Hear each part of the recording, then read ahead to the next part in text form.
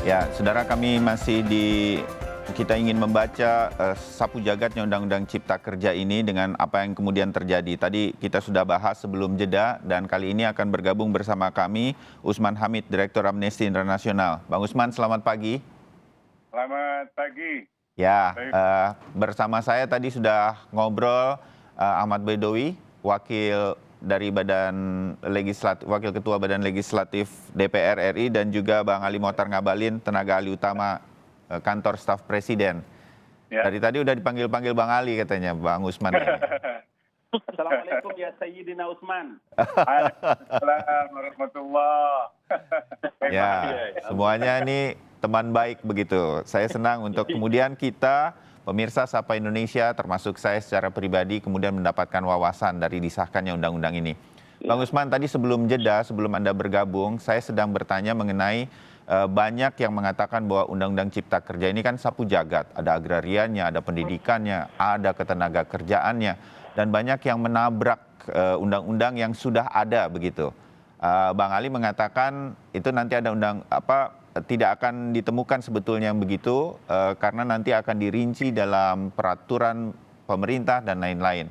Menurut Bang Usman seperti apa dari telahan Anda, Amnesty International melihat Undang-Undang Cipta Kerja? Silakan Bang Usman.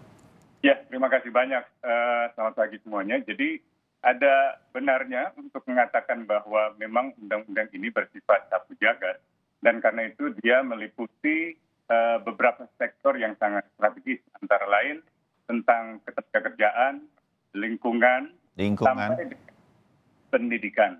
Nah, dalam beberapa kesempatan kami sempat menyampaikan, misalnya catatan hak asasi manusia yang kami kemukakan berkaitan dengan Undang-Undang Omnibus ini adalah di sektor, misalnya di klaster ketenagakerjaan. Misalnya perubahan pasal 59 Undang-Undang Ketenagakerjaan yang menghilangkan jangka waktu maksimum bagi perjanjian kerja sementara. Atau misalnya mengubah pasal 77 yang mengecualikan pekerja di sektor tertentu dari ketentuan waktu kerja maksimum. Atau pasal 78 yang juga mengecualikan pekerja di sektor tertentu dari waktu kerja lembur. Nah, memang ada semacam pasal penjelasan di situ bahwa pasal 59, 77, 78 itu akan diatur lebih jauh di dalam peraturan pemerintah.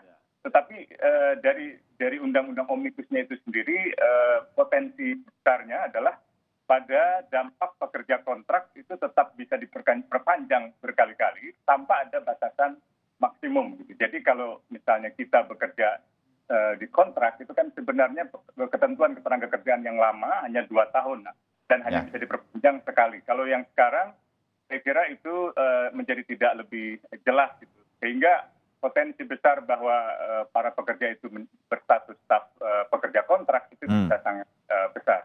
Yang kedua adalah soal sektor yang lain ini, misalnya saya pindah ke sektor lingkungan lah katakanlah begitu ya. Jadi di sektor lingkungan misalnya AMDAL itu memang masih diakui oleh undang-undang omnibus gitu. Dan itu hal yang positif tentu, tetapi ada semacam pengurangan yang cukup signifikan di dalam ketentuan-ketentuan tersebut.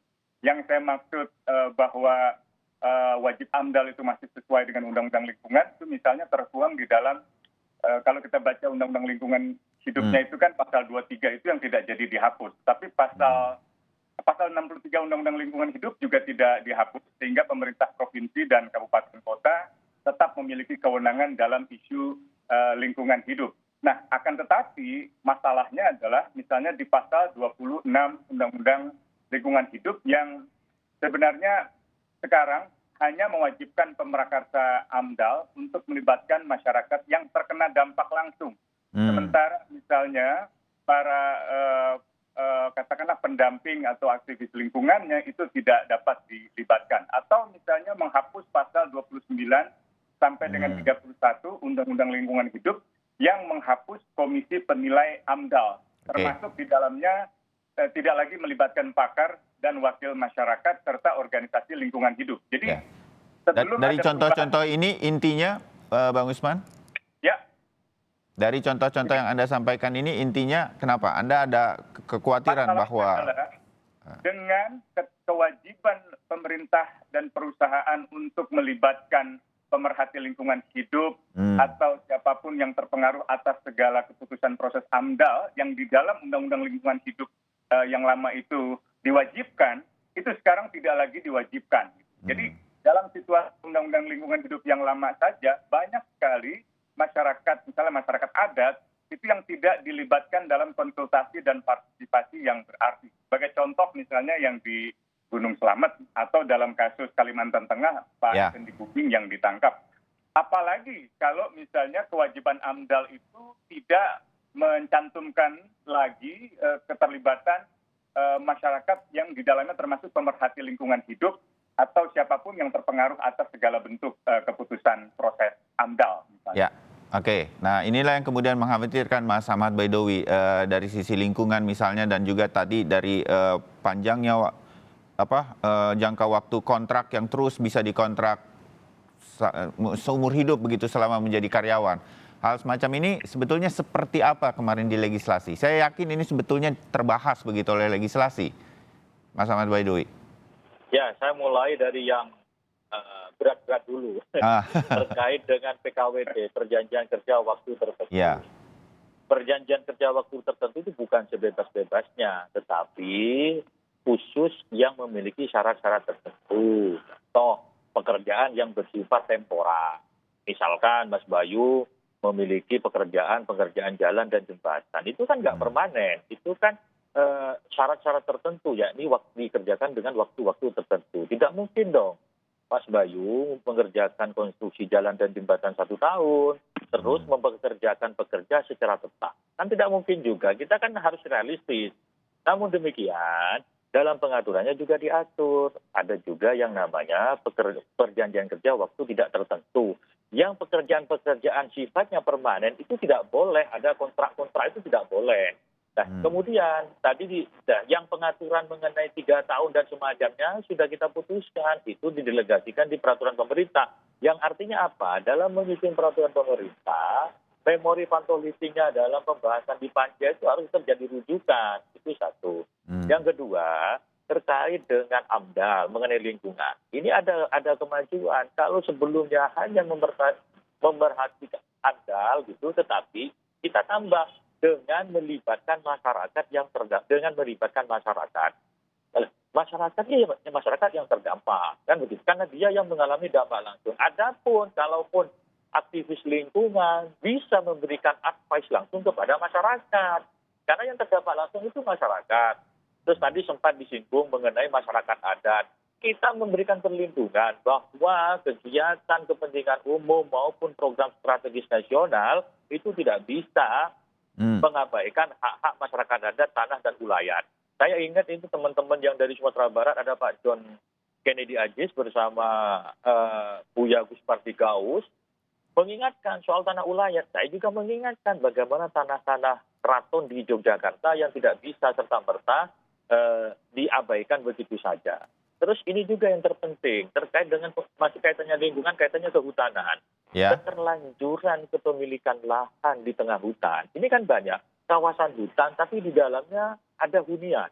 Selama ini nggak pernah selesai, karena BPN tidak bisa masuk ke situ, dan masuknya kehutanan. Dengan adanya undang-undang ini bisa mensinkronkan antara BPN dengan Kementerian Kehutanan. Nah, bagi masyarakat yang sudah terlanjur ada di hutan itu, dia bisa diberikan izin, bisa sertifikat.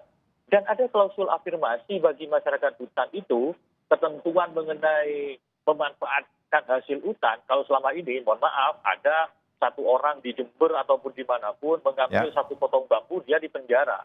Dengan hadirnya undang-undang ini, tidak lagi dia kena penjara. Oke. Karena sudah dilindungi. Jadi ini. semangatnya tetap ada seperti yang dimaksudkan oleh Bang Usman. Bang Usman, Anda melihatnya? Ya, jadi satu-satu. Jadi pertama misalnya gini, soal pekerja kontrak. Ada benarnya bahwa ketika misalnya Mas Bayu dipekerjakan untuk konstruksi jembatan, karena itu memang tempat sementara, itu biasanya ada dalam konteks pekerjaan-pekerjaan yang dilakukan oleh BUMN. Dan BUMN dalam banyak hal, misalnya untuk membangun jembatan, memang tidak punya karyawan kan BUMN itu. Tidak punya karyawan tetap untuk mengerjakan jembatan. Sehingga banyak sekali mensubkontrakan di tingkat daerah. Itu yang terjadi pada kasus PT Istaka Karya yang akhirnya banyak mengalami katakanlah kasus ya, termasuk pembunuhan. Dan juga mungkin pembunuhan tidak terlalu relevan di sini. Tetapi yang saya mau tekankan adalah jaminan sosial dari para pekerja Istaka Karya itu sangat lemah sekali. Nah, yang harus dipastikan adalah perusahaan-perusahaan, misalnya yang disubkontrakkan oleh BUMN, itu memastikan bahwa para pekerjanya yang tadi dipekerjakan sementara oleh BUMN, itu bersifat tetap.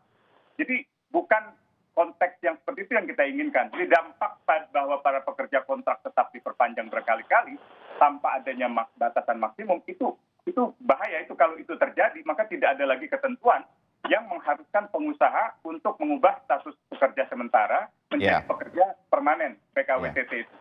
Artinya begini, persepsi Bang Usman mengenai membaca RUU Cipta Kerja mengenai ini kan seperti ini.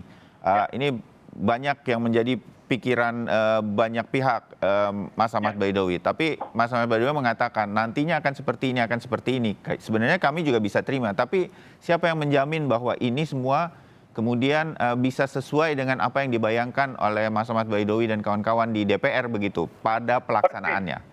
Nah, pada waktu pelaksanaannya. Kita jeda dulu. Segera dijawab ya, langsung Mas Ahmad Baidowi setelah ini dan juga komentarnya dari Bang Ali Mohtar Ngabalin. Saya tambah satu bagian lagi obrolan kita pagi hari ini. Tetap bersama kami.